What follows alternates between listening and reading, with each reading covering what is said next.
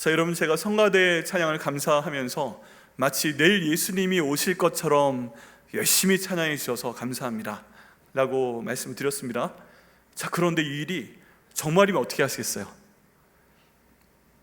내일 오신다고 저희한테 말씀하신 내용은 없는데 예수님이 갑자기 정말 내일 오시면 어떻게 하시겠어요?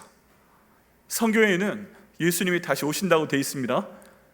성경의 맨 마지막 장, 요한계시록 가장 마지막 장에 보면 주여 어서 오시옵소서 하는 것으로 끝이 납니다.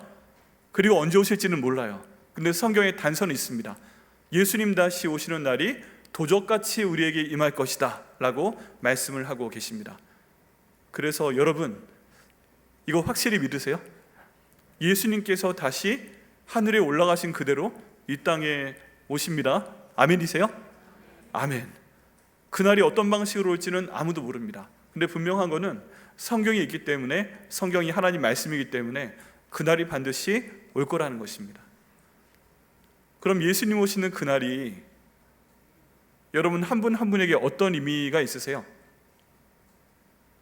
예수님 오시는 그날, 정말 예수님께서 오십니다. 그런데 이 날을 또 다른 말로는 심판의 날이라고 합니다. 심판의 날. 이제 내 모든 인생에 대해서 우리 예수님 오셔서 잘한 사람에게는 상을 주시는 날입니다. 그래서 굉장히 예수님 믿으며 잘 살아오신 분들한테는 상을 받는 날이니까 너무 좋으시겠죠. 예수님 짠 하면 나타나시면 모든 사람들이 보면서 예수님 기다렸어요, 어서 오세요, 왜 이렇게 늦으셨어요, 우와 감사하다, 이렇게 예수님 환영하실 분도 계시는데 어떤 분들은 진짜 왔네, 거짓말 아니었어? 성경이 진짜였어? 큰일 났네? 너무 놀라셔가지고 이런 말도 표현 못하시고 얼굴이 갑자기 딱딱하게 굳으시는데 마치 죽은 사람과 같이 되어서 그냥 굳어버리는 분도 계실 겁니다. 우리 영혼이 압니다. 영혼이, 우리 모든 사람들의 영혼은 하나님으로부터 온 것이기 때문에 하나님을 대면했을 때 기뻐하든지 굳어버리든지 둘 중에 하나입니다. 중간 없어요. 여러분, 저희는 이때가 올 거라는 것을 항상 기억하며 살아야 됩니다. 성경 말씀에 보면 그 성경 말씀의 내용이 특별히 4가지로 나뉩니다. 어떻게 존재하는가, 이 세상에 어떻게 존재하게 되는가, 여러 얘기가 있지만 성경은 하나님께서 만드셨다라고 얘기합니다. 사람이 어떻게 생겨났나, 하나님이 아담과 하와를 만드셨다고 얘기를 합니다. 죄가 어떻게 이 세상에 들어왔나, 그런 모든 얘기들을 성경에서 풀어내고 있습니다. 이거 알아야죠. 중요한 내용이죠. 또 성경에서 윤리에 대한 부분을 가르치고 있습니다. 이렇게 해야 선한 거다, 이렇게 하는 건 악한 거다, 이런 내용들을 성경 전체에서 잘 가르쳐주고 있습니다. 이것도 알아야 됩니다. 그리고 순종을 해야 됩니다. 또 3번째는 구원받는 거에 대한 부분이 있습니다. 내 영혼이 이 땅 가운데서 길면 100년, 앞으로 더 과학이 발전되면 200년 삽니다. 그런데 이렇게 살다가 언젠가 우리가 죽게 되면, 또는 하나님의 심판이 있게 되면 우리가 구원받아야 되는데 죽은 다음에 천국이 있습니다. 이런 내용에 대해서 저희가 배웁니다. 굉장히 중요한 내용입니다. 구원에 대한 것. 자, 그러면 어떻게 구원받는다고요? 요한복음 3장 16절 말씀대로 하나님이 세상을 이처럼 사랑하사 독생자를 주셨으니 이는 그를 믿는 자마다 멸망치 않고 영생을 받는다. 아멘이시죠? 네, 우리 다 알고 암송하고 믿고 있습니다. 근데 중요한 부분이 있다고 그랬죠. 그를 믿는 자마다, 예수님을 믿는다고 하는데 그럼 예수님에 대한 어떤 부분을 믿어야 우리가 천국에 가는 겁니까? 예수님에 대한 모든 부분을 믿는 게 아닙니다. 예수님에 대한 특별한 부분 3가지를 믿어야 우리가 마음으로 믿고 입으로 시인해야 천국에 간다고 말씀드렸습니다.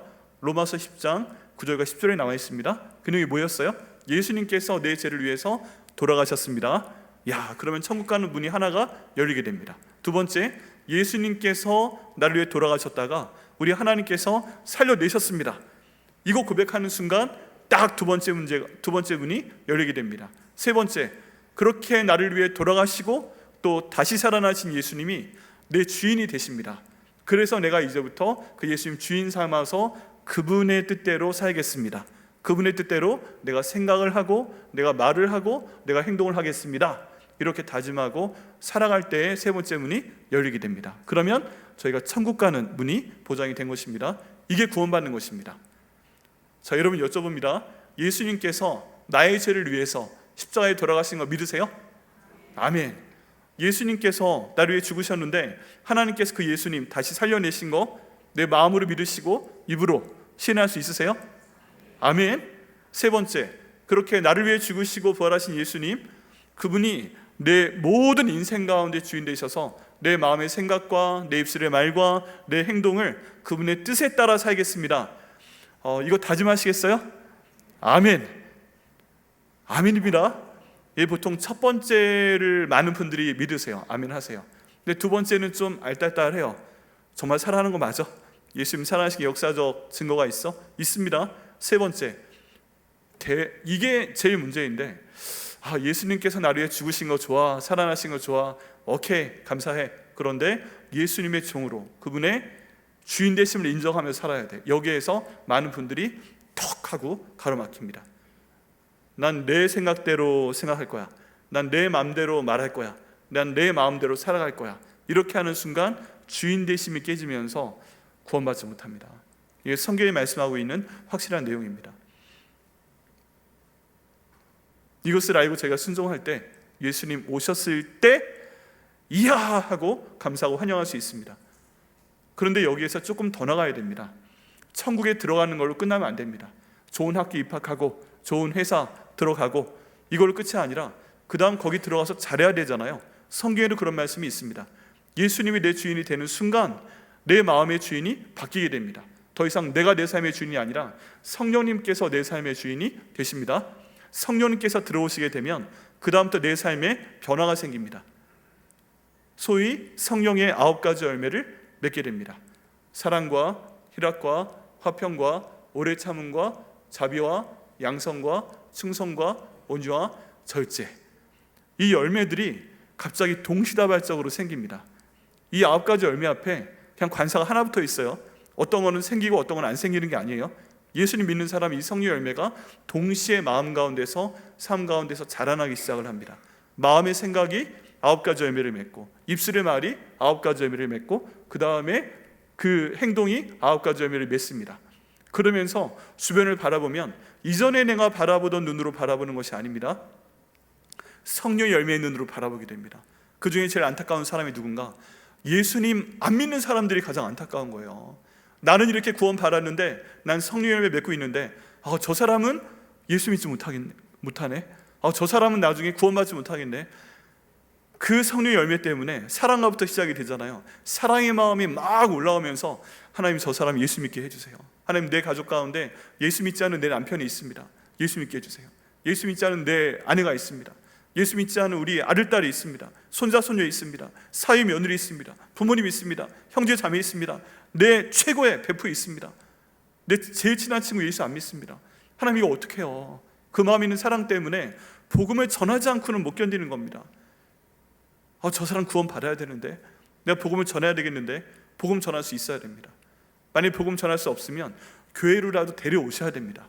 그러면 또 저희 교육자들이 또 저희 훈련받으신 성도분들이 복음을 전하시게 됩니다. 그러면 예수 믿게 되는 겁니다. 이 단계로 들어가게 되면 성령의 열매를 맺게 되면서 사람들을 섬기게 됩니다. 구원받기 위해서, 구원시키기 위해서 섬기게 됩니다. 여러분 가장 신앙이 높으신 분들이 가장 굳은 일로 섬기게 됩니다. 그래서 어려운 일을 합니다. 교회에서 청소도 하시고 안내도 하시고 저희 식사도 제공해 주시고 여러 가지 것들을 해주십니다. 그런 모든 것들을 통해서 구원받는 사역이 교회 가운데 이루어지게 됩니다. 교회 안에 계신 분을 돕고 지역사회를 돕고 또 이 용인 돕고 경기도 돕고 우리나라 돕고 다른 문화권에 있는 세계 선교까지 나가게 됩니다. 이러면서 성령의 열매가 점점 열매를 맺게 됩니다. 그리고 다른 사람들의 영혼을 구원하게 됩니다. 다른 사람 영혼을 구원하는데 내가 만약에 섬겼다 그러면 다니엘서에 놀라운 말씀이 있습니다. 사람들을 구원의 길로 인도한 사람은 우리 하나님께서 너무 큰 상을 주시는데 저 하늘의 별처럼 영원히 하늘에서 빛나게 하실 것이다. 이런 상을 주십니다. 기가 막히지 않으세요? 이렇게 섬긴 사람들은 하나님께서 생명의 면류관을 주실 것이다, 의의 면류관을 주실 것이다. 그럼 다른 사람들 다 그냥 다닐 때 그분들의 머리에는 면류관이 써 있는 것이고 그분들은 저 안의 별처럼 영원히 빛날 수 있을 거라고 말씀하고 계십니다. 예수님이 다시 오시는 그 심판의 날에 지금 제가 말씀드린 것까지 이 모든 복을 받으시는 저 여러분 되게 하시기를 예수님의 이름으로 축복합니다. 당연히 천국 들어가게 하시기를 예수님의 이름으로 축복합니다. 성령이 열매를 맺게 하시기를 예수님의 이름으로 축복합니다. 전도하셔야 됩니다. 사람들을 구원하는 데 쓰임 받으셔가지고 하나님 말씀처럼 저 하늘의 별처럼 영원히 빛나게 하시기를 예수님의 이름으로 축복합니다. 그리고 섬기셔서 예수님께서 주시는 생명의 면류관, 의의 면류관을 자랑스럽게 머리에 딱 쓰시고 천국에서 높임을 받으시는 저 여러분 되게 하시기를 예수님의 이름으로 축복합니다. 아멘. 여기까지 함께 가는 것이 우리 백향목교회 공동체가 되어야 됩니다. 많은 분들이 난 구원 받은 걸로 끝이야, 여기까지 하시고 그 다음 성령의 열매 맺는 것에는 무관심하십니다. 근데 예수님께서는 그렇게 말씀하신 적이 없습니다. 성경은 그렇게 말씀하고 있지 않습니다. 상반된 데까지 가시는 겁니다. 아멘. 네, 예수님 심판하시는 날, 다시 오시는 날, 이런 일이 저희 가운데 벌어질 때 이런 상황에 계신 분들은 너무 기뻐하실 거예요. 예수님 오셨어요? 할렐루야! 저 10명 전도했어요. 이야, 별처럼 빛나는 거예요. 예수님, 제가 이렇게 교회에서 섬겼어요.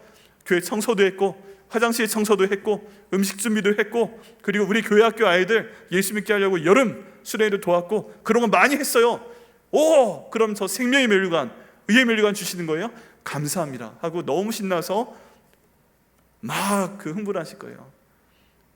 근데 다른 분들은, 만약에 여기에 들어가지 못하시는 분들은 사색이 되는 겁니다. 아, 진짜였네. 일단 믿지 않으셨잖아요. 진짜 예수님이 오셨네. 사색. 진짜 성령의 열매? 그냥 착하게 살면 되지. 근데 그게 아니야? 어떻게 하지? 야, 이대로 지옥 가는 거야? 야, 여러분, 저희 죽은 다음에요, 너무 심각하게 생각하실 필요가 없어요. 그냥 지금 이 땅 가운데 살고 있는 건데 죽음의 순간 다른 장소에서 다시 살게 되는 겁니다. 천국에서 살든 아니면 지옥에서 영원히 벌 받으며 살든 영생을 얻는다고 하는데 천국 가도 영생이 사는 것이고 지옥 가도 영원히 벌 받으며 사는 것입니다. 영생은 항상 우리 가운데 있습니다. 그것이 결정되는 날이 언제다? 심판의 날이다. 여러분, 오늘 본문의 말씀의 배경은 남유다의 아주 타락했던 때입니다. 남유다의 좋은 왕들도 있었어요. 그런데 정말 나쁜 왕들도 있었습니다. 제사장이 있고 예비가 있고 하나님이 함께 하시는데 이 가운데서 하나님을 잘 믿지 않던 왕이 있었어요. 그 가운데 최고 악했던 왕이 므낫세라는 왕이었습니다. 그 므낫세라는 왕이 나라를 완전히 망쳐버렸어요. 하나님께 등을 돌리게 만듭니다. 성전에서 다른 신을 섬기게 만들었습니다. 그런 어려운 일들이 있었어요. 그런데 하나님께서 이제 그것을 참고 하시다가 내가 너희에게 벌을 주겠다, 심판의 날을 주겠다, 바벨론 사람들을 보내서 너희를 점령하게 하겠다라고 말씀을 하십니다. 요즘 큐티 다 하시죠? 네, 할렐루야. 네, 큐티하고 계시고 또 새벽 예배 영상 다 보고 계시죠? 아멘. 네, 거기에 보면 요즘에 스바냐서 내용으로 저희가 말씀을 전하고 있습니다. 근데 하나님께서 스바냐서 1장에 보면 벌을 주시겠다 하고 세 부류의 사람을 특정해서 말씀하십니다. 첫 번째 부류는 어떤 사람들인가? 우상 숭배를 하는 사람들이에요. 하나님을 아예 믿지 않는 사람들입니다. 이런 사람들 벌 주실 거다 말씀하십니다. 두 번째 벌 주는 사람들은 하나님을 믿는데 우상도 믿는 이런 사람들 벌 주실 거다 라고 말씀하십니다. 우리 하나님은요, 요구하신 내용이 있어요. 오직 하나님, 오직 예수, 오직 성령님인데 내 마음을 다하고 목숨을 다하고 뜻을 다하고 힘을 다해서 하나님만 예배하라 라고 말씀하십니다. 그런데 반을 딱 나눠가지고 절반은 하나님, 절반은 다른 신, 이렇게 하면 벌받는 대상이 들어갑니다. 한번 여쭤봅니다. 그럴 리가 없다고 믿지만 혹시 저희 성도들 가운데 주일날은 여기 백향목교에서 예배 드리시는데 주중에는 절에 가시는 분 계세요? 한번 손 들어보세요. 안 계세요? 감사합니다. 자, 이제 우리 앞으로 좀 남았는데 대학 입시까지 하나님께 간절히 우리 아들, 우리 딸 가장 좋은 대학 보내달라고 예배당 와서 기도하시고, 그 다음에 주중에는 혹시 점집 가셔가지고 어느 대학이에요? 이거 물어보시는 분 계세요? 할렐루야. 그러시면 안 됩니다. 우리 용인이 그런 게 좀 있어요. 가다가 현수막 보게 되면 무슨 선녀 이렇게 나와서 오라고 막 그런 것들이 있는데, 주일날은 그런 데 예배 드리시고 교회 예배 드리시고 주중에 그런 데 가시면 아니 되십니다. 이게 절반입니다.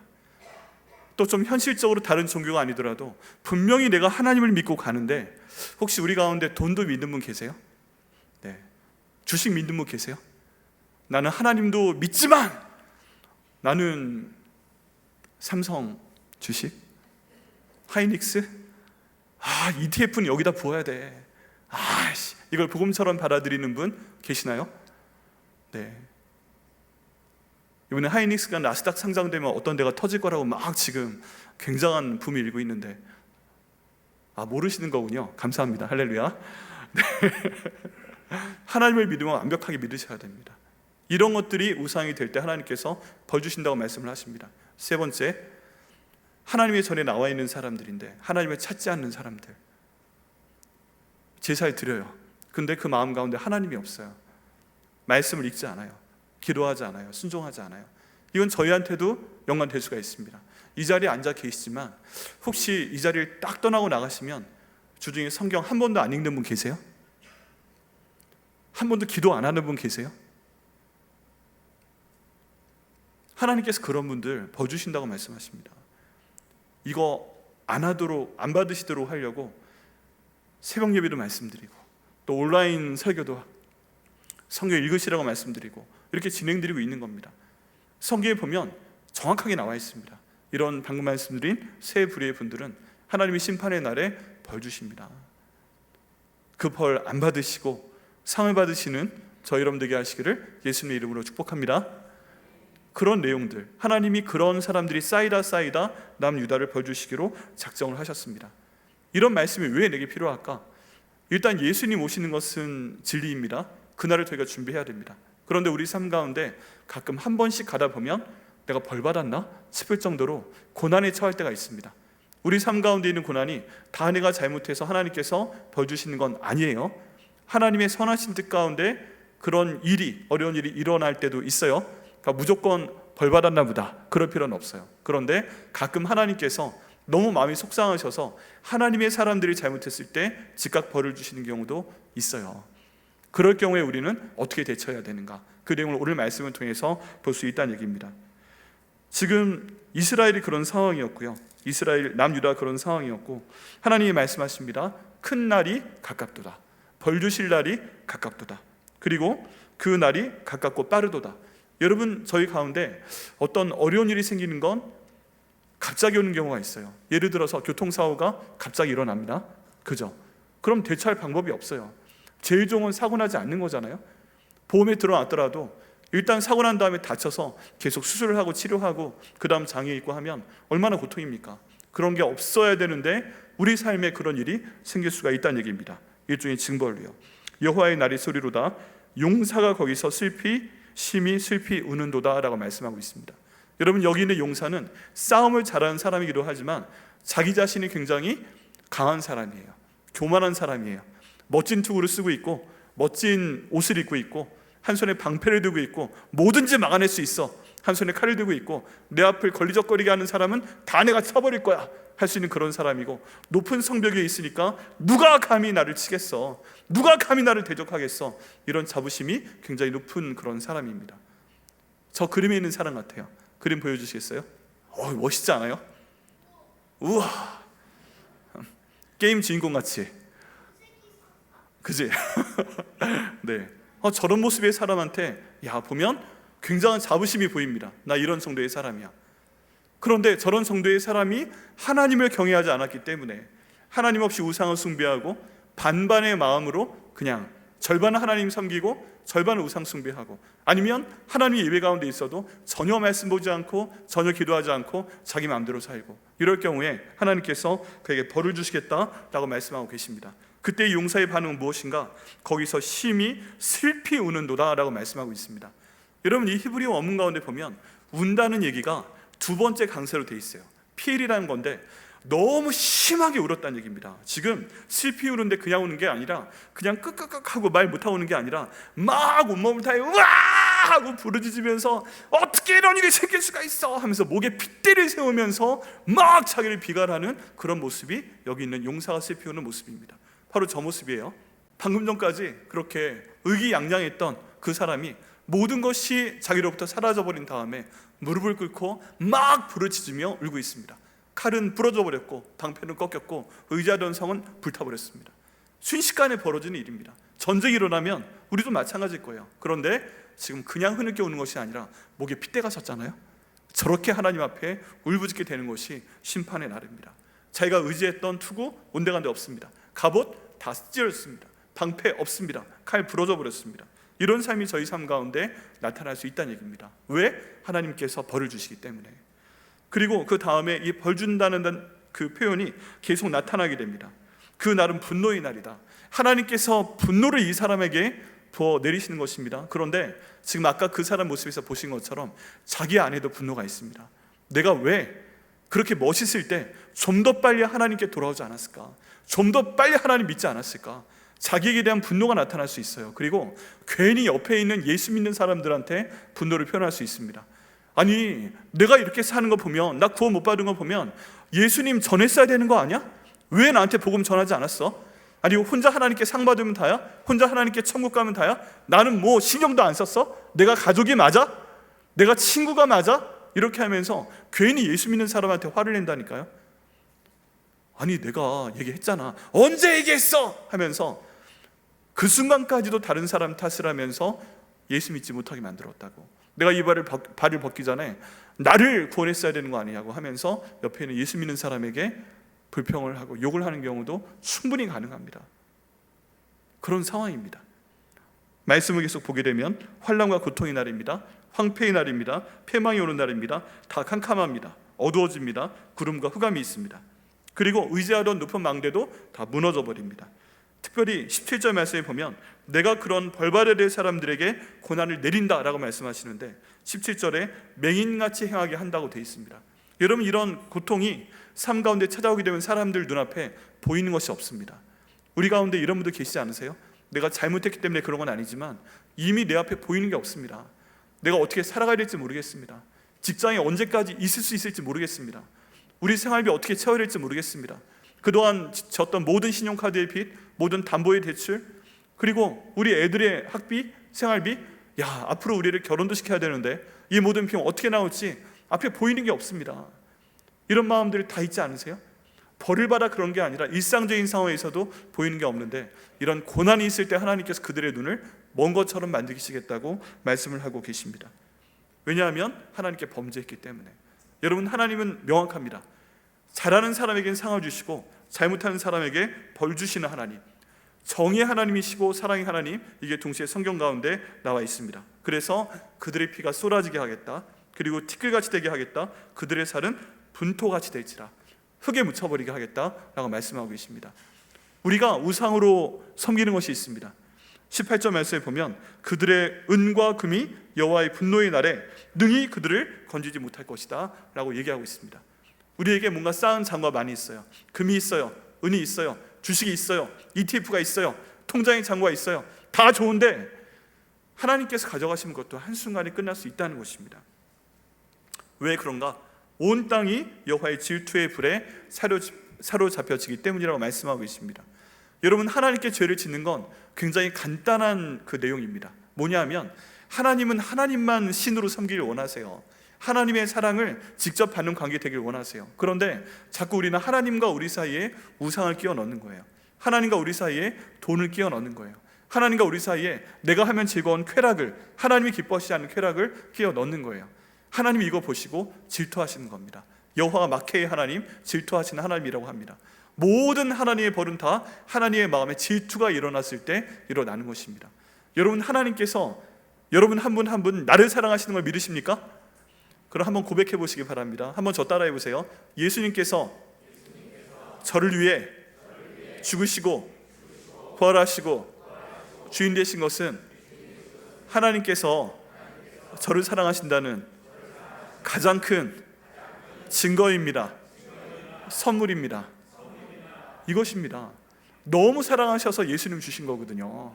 그러면 그 정도 했으면 하나님만 사랑합니다 하고 우리도 뭔가 화답이 있어야 되는데, 이런 선물이 줬는데 감사합니다 하고 꿀꺽하고 그냥 넘어가 버렸어. 그러면 사람도 열받는데 하나님이 열받지 않으시겠어요? 그런 상황이라는 것입니다. 하나님과 우리 사이에 어떤 것도 끼는 걸 원치 않으세요. 그런데 우리는 그렇게 하고 있다는 얘기입니다. 질투에 하나님께서 우리에게 벌을 주시는 것입니다. 여러분, 사랑이 깊을수록 질투가 커집니다. 그죠? 그런 걸 지금 하나님께서 말씀하고 계시다는 것입니다. 여러분, 정말 간절히 제가 기도하는 내용 가운데 하나가, 우리 성도들 가운데 하나님의 질투를 유발하는 분이 없도록 하시기를 기도합니다. 정말 마음을 다하고 목숨을 다하고 뜻을 다하고 힘을 다하면 하나님께서 상을 주실 건데, 이 땅에서도 상을 주시고 구원해 주시고 면류관 받게 하실 건데, 괜히 하나님 질투하게 했다가 벌을 받는 분 없게 하시기를 정말 간절히 기도합니다. 또 그를 위한 기회를, 말씀 볼 수 있는 기회, 기도할 수 있는 기회, 섬길 수 있는 기회를 계속 그래서 제공을 하고 있는 것입니다. 하나님께서 이런 벌을 주시다가 멸절시켜버릴 것이다 말씀을 하고 계십니다. 그 다음에 2장 말씀으로 넘어가면서 하나님께서 그 사랑의 말씀을 하십니다. 수치를 모르는 백성들아로 시작하고 있는데요, 2장 1절에 사람들이 왜 자꾸 하나님으로 하여금 질투하게 하시는가? 수치를 모르기 때문입니다. 내가 죄를 지어도 잘못한 건 줄을 몰라요. 근데 이게 비정상이에요. 하나님께서 우리에게 양심을 주셨습니다. 하나님의 성령을, 하나님의 마음을, 하나님의 호흡을 우리에게 주셨습니다. 그래서 우리의 영혼이 하나님의 영으로 이루어져 있습니다. 그 가운데 양심이 있습니다. 그래서 우리가 잘못하면 양심의 가책이랑을 받습니다. 이거 잘못한 거야, 이러면 안 돼, 사람 죽이면 안 돼, 간음하면 안 돼, 시험 때 컨닝하면 안 돼, 불륜하면 안 돼, 도둑질하면 안 돼, 이런 거 다 나와 있습니다. 그거 하면 양심이 찔려서 못해요. 그런데 이 시대의 사람들은 그게 없어져 버렸다는 얘기예요. 이거 하면 수치스러운 거구나 하는 걸 인식하지 못했다는 얘기입니다. 오히려 딴 사람들한테 권합니다. 야, 같이 할래? 그럼 또 같이 합니다. 한 번 할 땐 몰랐는데 계속 하게 됩니다. 중독되게 됩니다. 이런 상태를 지금 말씀하고 있다는 것입니다. 그럼에도 불구하고 우리 하나님의 사랑은 야, 그만하고 모여라 라고 말씀을 하고 계십니다. 명령형 2번입니다. 그만 좀 하고 모여라. 어디로 모이란 얘기예요? 교회로 모이란 얘기입니다. 아멘. 백향목교회 예배드려 모이란 얘기입니다. 새벽 예배 드리게 모이란 얘기입니다. 금요 성령 집회에 모이란 얘기입니다. 주일 예배를 모이란 얘기입니다. 이걸 함께 나누는 목장으로 모이란 얘기입니다. 왜 그래요? 많은 사람들이 복음이 없어서 힘들어할 때 함께 하나님의 말씀을 읽고 이 말씀으로 기도하고 순종하고 함께 상을 받는 모임으로 연약한 하나하나의 그 줄기가, 곡식의 줄기가 모이게 될 때 하나님 그 사람들을 모아서 이 어려운 환난의 날에 보호하시기 위해서 너희들은 모이라 라고 말씀을 하고 계시는 것입니다. 여기 모이라는 단어는 바로 그 표현입니다. 우리 그림 보여주시면요, 저쪽에서 지금 폭풍우가 오고 있는데 모든 그 곡식은 아닌데 일부 곡식을 모아서 묶어놓고 있습니다. 날아가지 않도록 버텨낼 수 있도록.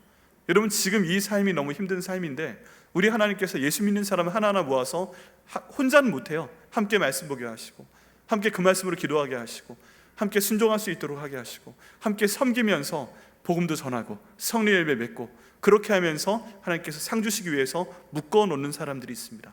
저기는 하나하나가 목장일 수 있고 가정일 수 있고 교회일 수 있다는 것입니다. 저렇게 모이라 라고 하나님께서 말씀하고 계십니다. 두세 사람이 모인 곳에 예수님이 함께 한다고 말씀하셨잖아요. 함께 모여 그렇게 할 때 우리 주님께서 구원하실 걸 믿습니다. 저희가 저렇게 모여야 됩니다. 교회가 그런 기회를 제공하는 장소입니다. 그 분노의 날이 이르기 전에 너희는 반드시 모여라 라고 말씀을 하고 계십니다. 그리고 오늘 말씀의 주제, 하나님의 심판의 날에 숨김을 얻는 비결은 무엇인가? 3절 말씀이 가장 중요합니다. 같이 읽어보시겠습니다. 시작. 여호와의 규례를 지키는 세상의 모든 겸손한 자들아, 너희는 여호와를 찾으며 공의와 겸손을 구하라. 너희가 혹시 여호와의 분노의 날에 숨김을 얻으리라 라고 말씀하고 계십니다. 자, 이 말씀을 보면 이 분노의 날에, 이 재앙의 날에, 하나님께 심판하시는 날에 제일 먼저 하시는 말씀은 뭐예요? 첫 번째가 여호와의 규례를 지키는 것입니다. 하나님 말씀을 알고 지키라는 것입니다.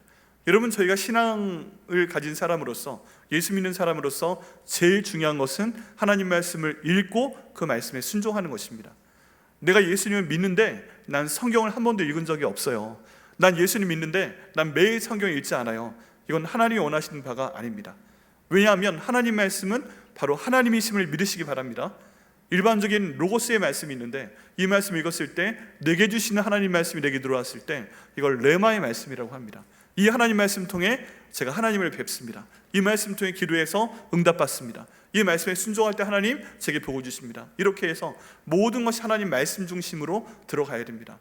여러분, 많은 분들이 요즘 코로나 이후로 개방돼서 많은 목사님들의 설교를 듣고 계십니다. 그런데 여러분, 설교를 듣는 것도 물론 좋지만 하나님 말씀을 먼저 보셔야 됩니다. 내 눈으로 보셔야 되고 내 입술로 읽어 나가셔야 됩니다. 이게 내 마음 가운데 뿌리가 내리고 싹이 나고 자라고 열매 맺게 됐을 때 말씀의 능력이 우리 삶 가운데 나타나게 되는 것입니다. 하나님께 벌을 받지 않는 방법, 하나님께 상 받는 방법, 첫 번째가 3절 말씀처럼 하나님의 말씀을 읽고 알고 그 말씀을 지키는 것입니다. 그래서 하나님 말씀을 반드시 읽으시고 그 말씀으로 기도하시고 순종하셔서 복을 받으시는 저 여러분 되게 하시기를 예수님의 이름으로 축복합니다. 그래서 매일 큐티 하세요. 큐티 안 하시는 분 지금 계속 하고 있으니까 큐티 하시고 매일 말씀 읽으셔야 됩니다. 목장에서 나누셔야 됩니다. 그리고 두 번째 말씀이 있습니다. 세상의 모든 겸손한 자들아, 하나님 앞에 겸손해야 됩니다. 그리고 두 가지 명령을 하십니다. 찾으라, 구하라. 너희는 여호와를 찾으라, 공의와 겸손을 구하라. 두 가지 말씀하십니다. 예수님 말씀 떠오르지 아니하세요? 너희는 구하라, 그럼 주실 것이요, 찾으라, 찾게 될 것이요, 문을 두드리라, 그러면 열어주실 것이다 라고 말씀을 하고 계십니다. 우리가 정말 어려운 날에, 환난의 날에, 내가 벌 받는 것 같은 날에, 아니면 벌이 올 것 같은데 좀 뭔가 불안불안할 때, 이때 우리가 하는 것은, 해야 되는 것은 하나님을 찾는 것입니다. 하나님, 저는 연약합니다. 하나님, 저는 부족합니다. 하나님, 저를 도와주시옵소서 하고 하나님을 찾으실 때 하나님도 여러분을 만나주실 걸 믿습니다. 그리고 두 가지를 찾으라고 말씀하십니다. 공의와 긍휼입니다. 우리 하나님이 사랑의 하나님임을 너무 감사할 수 있는데 하나님은 공의의 하나님, 정의의 하나님이십니다. 근데 공의와 정의의 기준은 내가 아니에요. 내가 보기에 옳은 게 아니라 하나님 말씀에 보기에 옳은 것입니다. 그러면 이 하나님 말씀을 봐야 우리가 공의롭게 살 수 있는 방향이 열리게 됩니다. 그래서 공의로울 수 있는 방법, 정의로울 수 있는 방법을 찾아야 됩니다. 순종해야 됩니다. 그리고 긍휼을 찾아야 됩니다. 겸손하라는 얘기입니다. 여러분, 저희는 하나님 닮아서 교만합니다. 왜 그러냐면 하나님이 제일 높으신 분이잖아요. 하나님의 생기를 불어넣어 주셨고 하나님의 형상을 주셨기 때문에 우리도 하나님처럼 되고 싶어하는 마음이 다 있어요. 그게 교만의 근원이에요. 그래서 사탄도 하와한테 그렇게 유혹을 합니다. 하나님처럼 될 수 있다니까, 저 열매 따먹으면. 그러니까 먹은 겁니다. 사탄은 왜 생겼어요? 천사였는데 하나님처럼 되고자 반역을 하다 보니까 사탄이 된 겁니다. 마귀가 된 겁니다. 우리 다 높아지고 싶어하는 마음이 있습니다. 그런데 우리가 기도해야 될 방향은 하나님이 제일 높으시고 저는 그 밑에 있습니다.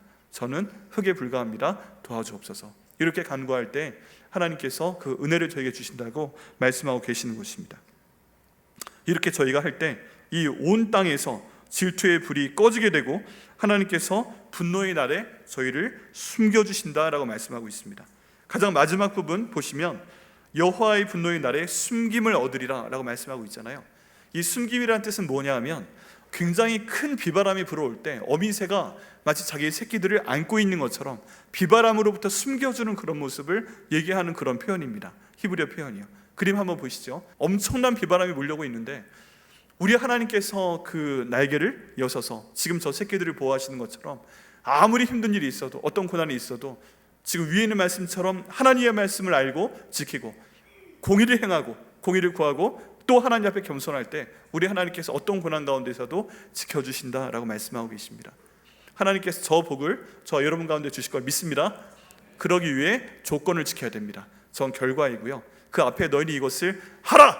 하나님 말씀을 읽어라! 하나님 말씀으로 기도해라! 하나님 말씀에 순종해라! 공의를 찾아라! 그 공의를 지켜라! 그리고 하나님 앞에 항상 겸손해라! 그리고 사람 앞에도 겸손해라! 이 말씀을 지킬 때 우리 주님께서 숨겨주실 걸 믿습니다. 여러분, 고난 가운데, 우리 삶 가운데 있는 일상적인 고난에서도 오늘 말씀을 지키면 고난이 넘어가게 하실 걸 믿습니다. 또 예수님께서 오실 때도 오늘 말씀을 지키면 이 모든 고난이 넘어가게 하시고 저희에게 하나님의 구원을, 하나님의 상을 주실 걸 믿습니다. 이 말씀 받으시고 고난의 날에 숨김을 받으시고 또 하나님께 상을 받으시는 저 여러분 되게 하시기를 예수님의 이름으로 축복합니다.